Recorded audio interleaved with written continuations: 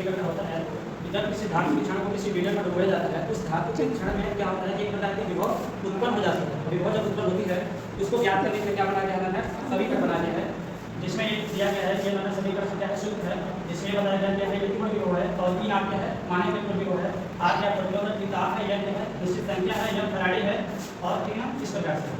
फिर इसमें हम दूसरा जो करेंगे इसमें क्या लिखा गया है इन, है ना, इसको हम चेंज करके क्या लिखेंगे लॉग इन, लॉग है ना, इसका मान लेने को हो जाएगा। जब दोबारा इसको समीकरण बनाएंगे क्या हो जाएगा ई बराबर ई नॉट माइनस आर टी बटे क्या हो जाएगा ये ठीक है। इसमें से ई लिखा गया जिसको क्या बोलेंगे लॉग इन होता है, टेन बड़े रहते हैं ठीक है, यहाँ हो जाएगा लॉग इन ठीक है। तो जब इन होगा इन का मान हम क्या लिखते हैं लॉग 10 ठीक है ना, यहाँ हो जाएगा हम इसको लिखते हैं यहाँ और यहाँ हो जाएगा यहाँ का इस तरह से। अब देखो क्या होता है दूसरा, अब हमें क्या करना है 10 के आधार पे क्या करना है लॉग का मान ले लेगा ठीक है ना। 10 के आधार पे मान हम लिख देंगे 10 के आधार पर लॉग का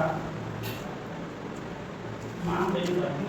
जब हम 10 के आधार पे लॉग का जो मान लेंगे क्या हो जाता है, लॉग का मान कितना हो जाता है 2.303 ठीक है। ये किसका मान है 10 के आधार पे लॉग का मान है ठीक है। फिर इसमें हो जाएगा ये हो जाएगा कि नॉट में माइनस हो जाएगा। इस वाले आरटी के क्या करना है, इसकी जगह पे क्या लिखना है लॉग का मान लिख देना है, इसका मान कितना है 2.303 है। फिर क्या लिखना है आर टी हो जाएगा अपॉन क्या हो जाएगा एन एफ होगा और जो लॉग 10 लिखा गया है लॉग 10 लिख देते हैं यहाँ पे क्योंकि लॉग 10 सही क्या है हमारा 2.303 क्या है मान है ठीक।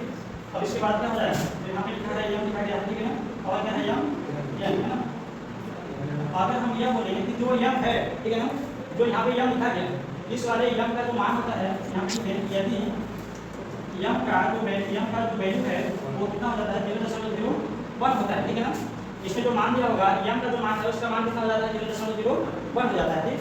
तो इस प्रकार से इस वाले की जगह में हम क्या लिख सकते हैं 1 लिख सकते हैं ठीक है ना। फिर यहाँ पे हो जाएगा ई बराबर ई नॉट माइनस कितना है 2.303 आर टी अपना हो जाएगा एन और एफ फिर हो जाएगा लॉग 10 है ना। इस वाले जगह पे इसका मान कितना निकला 1 निकला है, हम लिख सकते हैं 1 क्या हो जाएगा यहाँ पे 10 1 क्या हो जाएगा एम एन है ना। इस तरह से अगर हम ये कहें कि जैसे जो 1 लिखा गया है 1 की वैल्यू क्या हो जाती है 1 ऐसा भी होता है जिसको हम लिख सकते हैं या फिर ना लिखें ठीक है। जब नहीं लिखेंगे तो यहाँ पे 1 की जगह पे क्या आ जाएगा एम एन आ जाएगा।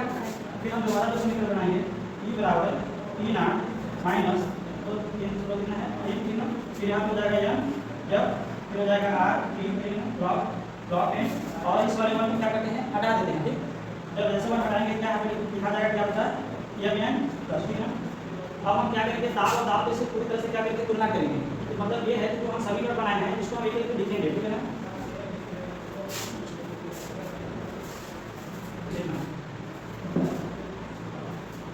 यहाँ पे लिख सकते हैं जैसे लिखा है तो ई हमारा क्या हो जाता है ई हम बताया था क्या है मानक इलेक्ट्रोड विभव है ठीक है ना।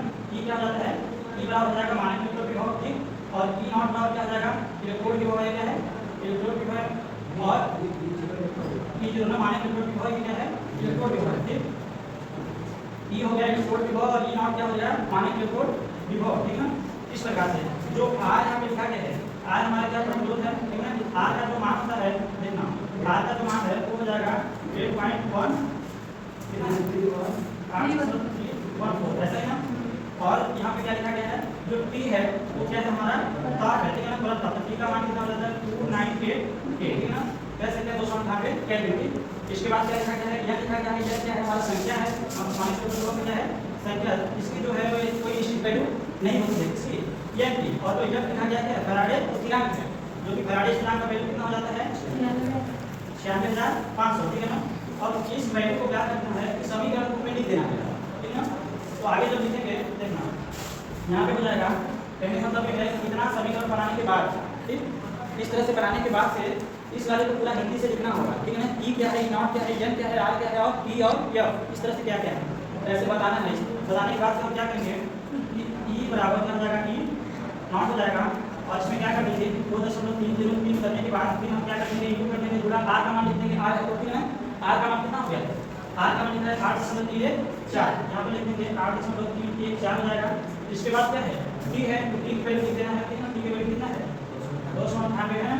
इतना होने के बाद से हमें क्या कर देना है बटा डाल देना है। इसके बाद एन लिखा गया है ठीक है ना, एन की कोई वैल्यू नहीं है इस वजह से हम एन लिख देंगे और गुणे में क्या कर देंगे फैराडे का मान कितना है 96,500 यहाँ पे जाएगा 96,500 ठीक है ना।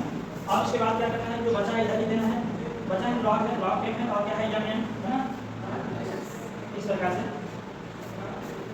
अब ये जितना निकला गया है इन 2.3 का जब हम गुणा करेंगे इसके साथ 8.3 है, उसका जो वैल्यू आएगा फिर से हम इसके साथ गुणा कर देंगे 298 के साथ में, फिर जितना आता है टोटल, ठीक है ना, उतना आने के बाद हम क्या करेंगे 96,500 में क्या कर देंगे, भाग कर देंगे, ठीक है ना। तो फिर यहाँ पे लिख देंगे ई बराबर हो जाएगा ई नॉट 2.30 3 बटे 8.314, है ना, 314, इसके बाद हो जाएगा 298, ठीक है, इतना का मान एम का कोई वैल्यू है नहीं, इसलिए एम को नहीं लिखेंगे, क्या लिखेंगे 96,500, यहाँ हो जाएगा 96,000 से लेकर 500, है ना। जब जितना ये है मान इसका हम गुणा करेंगे इतने में, कितने 8.3 में, फिर जो वैल्यू आएगा उसका हम कितना भाग करेंगे 298 गुणा करेंगे, कितना गुणा करने के बाद जो वैल्यू आएगा हम 96,500 क्या कर देंगे, भाग कर देंगे, ठीक है ना। तो इतना करने के बाद हमें क्या लिखना है, फिर लिखते हैं लॉग ए हो जाएगा और एम एन का हो जाएगा प्लस लिखना। अब फिर से इसकी मान में क्या कर देना है, डाल देना है, फिर यहाँ पे ई बराबर ई नॉट, है ना, फिर क्या था, अब इन जैसे बताया ना कि ये सब गुणा करने के बाद से और 96,500 भाग देने के बाद से जो आएगा वो क्या होगा, नंबर से निकल होगा, कितना जाता है यहाँ पे, क्या जाएगा माइनस 0.0591, ये क्या है, कहने का मतलब ये है कि ये सब गुणा करने के बाद से 96,500 में भाग देने के बाद उसकी जो वैल्यू निकल के आती है कितना आता है 0.059, है ना। अब इसके बाद क्या है, यहाँ पे लॉग है, लॉग ए हो जाएगा और क्या है यम एन प्लस एक टोटल जो समीकरण आता है निकल करके, यही क्या है हमारा नंबर समीकरण है। और इसका परिभाषा क्या है, परिभाषा से था जब किसी हम क्या करते हैं विलयन में किसी धातु की छड़ को जब हम किसी विलयन में डो करके रखते हैं तो उसमें एक प्रकार की विभव उत्पन्न होती है, और उस विभव को ज्ञात करने के लिए हमें क्या बनाया गया है नंबर समीकरण, ऐसे बन जाएगा।